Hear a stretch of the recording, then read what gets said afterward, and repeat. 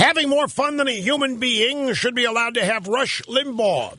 Executing assigned host duties flawlessly, 0 mistakes. This number of people not working, labor force participation rate, this is a record 92 million people.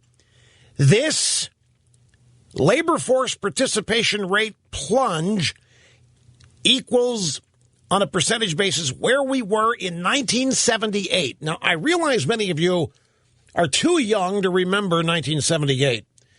We were in the third year of the second year of Jimmy Carter's administration. And folks, things were so bad back then that the misery index was invented as a way of expressing how bad it was. Interest rates were in the 12 to 14% range. Inflation was double digit. I mean, it was an absolute, total, utter disaster. Jimmy Carter was giving speeches in the White House about the national malaise. He was telling everybody turn down the thermostat and wear sweaters because the Middle East was restricting oil delivery. It was absolutely disastrous. It was on the heels of the mess caused by Watergate, but it was, again, the policies of a liberal Democrat president. This is Jimmy Carter's second term, is what's happening here.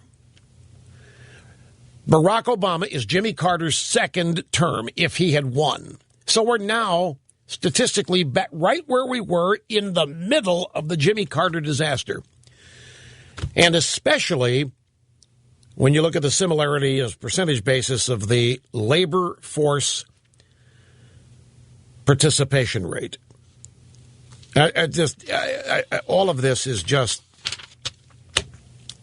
as an American, knowing that these are real people affected by this. These are real human beings who are affected by all of this. And yet, inside the Beltway, they're looked at as statistics or maybe recipients of extended unemployment benefits. And we have the Democrat Party telling us the most humane thing we can do is continue to pay them not to work. And when somebody suggests, well, maybe we ought to start finally focusing on reviving the job market, they're mocked and laughed at and made fun of. You know why? Because in Washington, it's now considered so impossible. It's just you mean jobs? That's not going to help anybody. We can't wait for that to happen.